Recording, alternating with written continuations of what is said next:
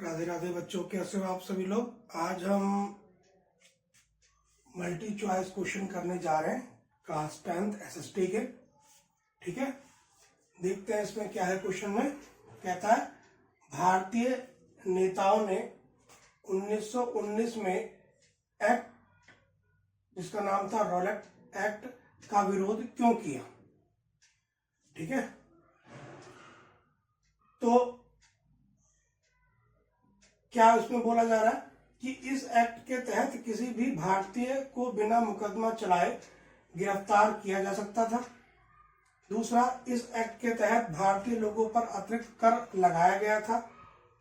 तीसरा, इस एक्ट के तहत सांप्रदायिकता के आधार पर निर्वाचन क्षेत्र बनाए गए थे या उपयुक्त सभी।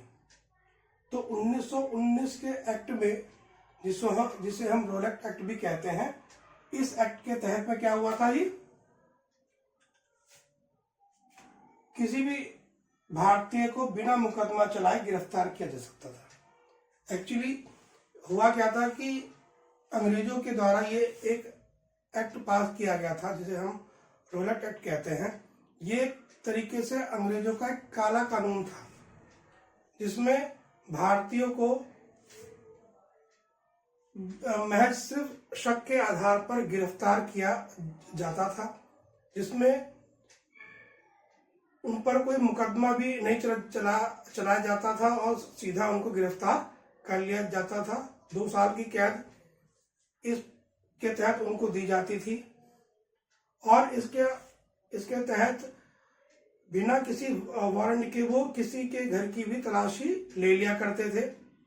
और इसमें जो किसी भी तरीके की अपील करना या जो है अपने आप को सही साबित करना, इस तरीके का कोई भी इसके अंदर नहीं था। कोई भी जो दोषी व्यक्ति था वो कोई भी वकील नहीं कर सकता था अपनी बात को रखने के लिए। प्रेस पर जो है पूर्णतः रूप से प्रतिबंध लगा दिया गया था। और इस एक्ट के तहत अगर किसी व्यक्ति को पकड़ भी लिया जाता था तो उसको मतलब किसी से मिलने की पूर्णतः रूप से मनाही थी, मतलब मिलना नहीं था। ठीक है जी। तो इसी एक्ट के तहत डॉक्टर सत्यपाल और सैफुद्दीन किचलू इनको बंदी बना लिया गया था। इसी एक्ट के तहत ही बनाया गया था और 13 अप्रैल 1919 को इन्हीं के पकड़े जाने के विरोध में लोग जलियांवाला बाग में इकट्ठा भी हुए थे। ठीक है जी, शांतिपूर्ण तरीके से जो है अपनी बात को अंग्रेजों के सामने रखने के लिए, इस एक्ट का विरोध करने के लिए। ठीक है जी, तो इसका आंसर क्या होगा जी, इस एक्ट के तहत किसी भी भारतीय को बिना मुकदमा चलाए गिरफ्तार किया जा सकता था। ठीक है जी। बाकी इसमें ये चीज तो नहीं थी कि कोई भी अतिरिक्त कर लगाया गया हो या निर्वाचन के लिए जो है कोई सांप्रदायिकता की बात की गई हो, ऐसा कुछ भी नहीं था। इस एक्ट में क्या था कि भारतीय को बिना मुकदमा चलाए गिरफ्तार किया जा सकता था। ठीक है,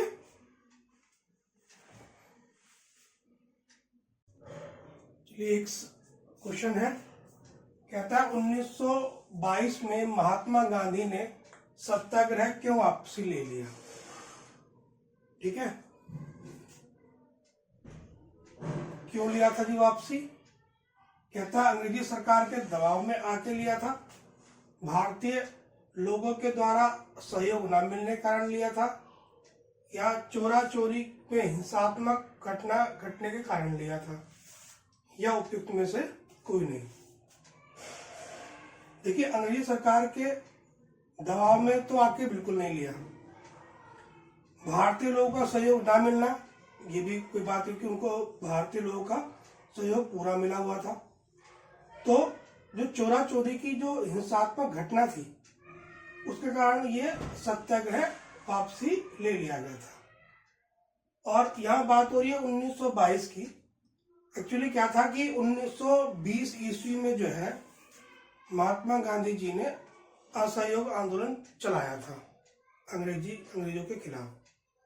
ठीक है जी, और उसमें भारतीय लोगों से कहा था कि कोई भी अंग्रेजी सत्ता को सपोर्ट ना करे। ठीक है, परंतु 4 फरवरी 1922 को उत्तर प्रदेश में एक गोरखपुर जिला पड़ता है, वहां चोरा चोरी नामक एक स्थान है। वहां पर जो उग्र विचारधारा के जो लोग थे, ठीक है, वह लोग क्या कर रहे थे कि उन्होंने वहां पर पहुंचे और वहां पर जो थाना था चोरा चोरी नामक स्थान पर, उसमें आग लगा दी, जिसमें 22 पुलिसकर्मी मारे गए। ठीक है जी। तो इससे महात्मा गांधी, जो कि बिल्कुल भी हिंसा को स्वीकार नहीं करते थे, उन्होंने जो है यह आंदोलन वापसी ले लिया। ठीक है जी। कब लिया? 12 फरवरी 1922 को। और चोरा चोरी नामक जो घटना घटी वो कब घटी? 4 फरवरी 1922 को। ठीक है जी। तो उन्होंने जो है 12 फरवरी 1922 को महात्मा गांधी जी ने एक प्रस्ताव पारित किया और उसके तहत असहयोग आंदोलन वापसी ले लिया उन्होंने। ठीक है। तो 1922 में, ठीक है, जो सत्याग्रह हुआ था उसमें क्या आएगा? चोरा चोरी में हिंसात्मक घटना घटने के कारण। ठीक है जी। इसलिए महात्मा गांधी जी ने इसको वापसी ले लिया था। ठीक है।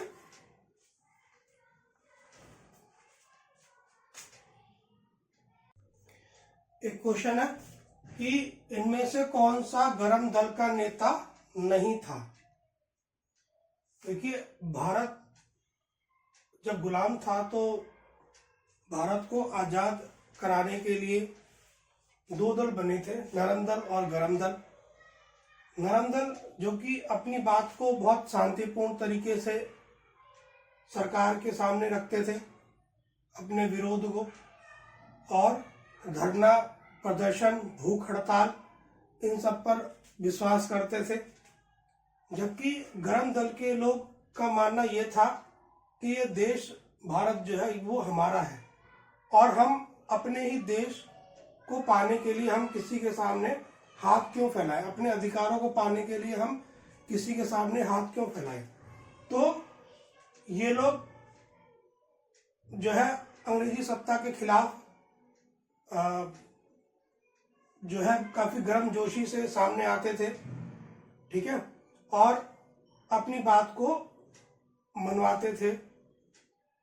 ठीक है। तो कौन सा दल जो है गरम दल का नेता इनमें नहीं है? बाल गंगाधर तिलक, बिपिन चंद्र पाल, लाला लाजपत राय, दादा भाई नौरोजी। देखिए, एक बात का ध्यान रखना, अगर से इनके नाम आपको याद ना हो तो ये ध्यान रखना, लाल बाल पाल, लाल लाला लाजपत राय, बाल गंगाधर तिलक और पाल विपिन चंद्र पाल, ये तीनों जो थे ये गरम दल के नेता थे, जिनको लाल बाल पाल के नाम से भी जाना जाता है। तो कौन से नहीं थे? दादा भाई नौरोजी। ठीक है, ये नहीं थे।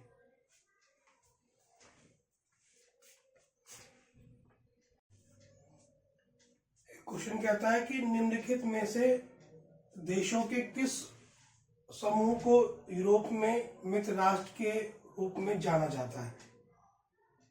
देखिए, 1914 से 1918 के बीच में प्रथम विश्व युद्ध हुआ था और वो ये युद्ध जो हुआ था वो मित्र राष्ट्र और ध्रुव राष्ट्र के बीच में हुआ था। और मित्र राष्ट्र में जो मजबूत देश थे, जिसमें ब्रिटेन, फ्रांस, रूस, अमेरिका, जो कि 2017 में शामिल हुआ था उसमें, और ध्रुव राष्ट्र के अंदर जर्मनी, जापान, इटली, उसके सहयोगी जो देश थे हंगरी, बुल्गारिया, ये सारे जो कमजोर देश थे वो सब एक साथ हुए। तो जैसा कि इसमें दिख रहा है, देखो जर्मनी यहाँ पर भी दिख रहा है और यहाँ पर भी दिख रहा है। तो जर्मनी तो था ही नहीं मित्र राष्ट्र में, ये तो ध्रुव राष्ट्र मतलब जो कमजोर देश थे उनके साथ था ये। तो ब्रिटेन, फ्रांस और रूस, ये इसका आंसर हो जाएगा। ठीक है जी।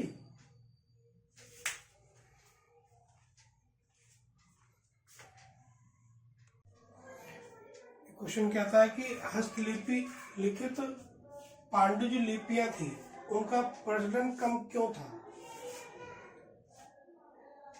क्योंकि वे नाजुक होती थी और उनका रखरखाव मुश्किल था। उन्हें सभी जगह नहीं ले जाया जा सकता था, उन्हें आसानी से पढ़ा नहीं जा सकता था, या उपरोक्त सभी। देखिए, जो पांडुलिपियां थी ना, ये बहुत पुराने जमाने में जो है प्रचलन में थी ये। और उस समय जो ताड़ के पत्ते हुआ करते थे और भुज के पत्ते हुआ करते थे, उन पत्तों पर ये लिपियां जो है लिखी जाती थी उस समय के लोगों के द्वारा। और इन पर जो कलम का उपयोग हुआ करता था वह लोहे की हुआ करती थी या बांस की हुआ करती थी। और वो लोग प्राकृतिक शाही गोंद या काजल इसका प्रयोग करके इन जो है ताड़ के पत्तों पर या भुज के पत्तों पर इनको लिखा करते थे। तो जिसके कारण का इनका रख रखाव भी बहुत मुश्किल था। इनको एक स्थान से दूसरे स्थान पर लेके जाना भी आसान नहीं था। और इनको बहुत पुरानी भाषा, जिस समय कागज का आविष्कार ही नहीं हुआ था, तो उस समय इनको पढ़ा जाना भी आसान नहीं था। ये उस समय की लिखी हुई भाषा थी। तो उपरोक्त सभी, ठीक है जी।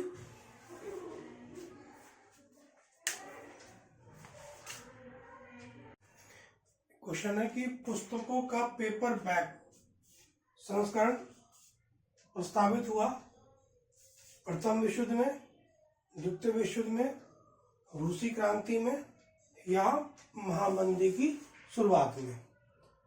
तो इसका जो पेपर बैक संस्करण था वो कब हुआ था जी? महामंदी की शुरुआत में हुआ था, ठीक है जी। क्योंकि जब अमेरिका में महामंदी की जो शुरुआत हुई थी, तो उसमें उसके अंतिम दिनों में 1939 के आसपास रॉबर्ट डी ग्राफ ने पॉकेट बुक चलाई थी, ठीक है। और जिसके तहत उस समय लोगों के पास पैसा नहीं होता था, पैसा बहुत कम था, मनोरंजन के साधन भी कम थे महामंदी में। तो पैसा ना होने के कारण कि वह अपना मनोरंजन कर सके, और पॉकेट बुक जो है वो हर किसी की पहुंच में और आसानी से उसको रखा जा सकता था अपने पास, इसकी शुरुआत की थी। और उन्होंने कोशिश करी कि ये जो बुक है वो हर जगह, बस स्टैंड और सड़क, किसी भी सार्वजनिक जगह, इन सब पर रखी जाए ताकि लोगों को आसानी से प्राप्त हो सके। इसकी जो शुरुआत थी वो 1935 में एलन लेन पेंगुइन बुक ने करी थी 1935 में। और उनका जो मकसद था वो ये था कि आर्थिक मंदी के दौरान जब लोगों के पास पैसा नहीं है, तो वह इस बुक के माध्यम से लोगों का मनोरंजन करना चाहते थे। और वे चाहते थे कि उन्होंने इस बुक का जो प्राइस रखा था, उन्होंने सोचा कि इसको, जो उस समय एक सिगरेट का जो पैकेट होता था वो 6 पेंस के बराबर आता था, तो उन्होंने सोचा कि इस बुक का जो प्राइस होगा, रेट होगा, वो भी हम इतना ही रखेंगे। तो इस प्रकार से जो इसकी शुरुआत हुई थी वो कब हुई थी? महामंदी के समय पे, ठीक है।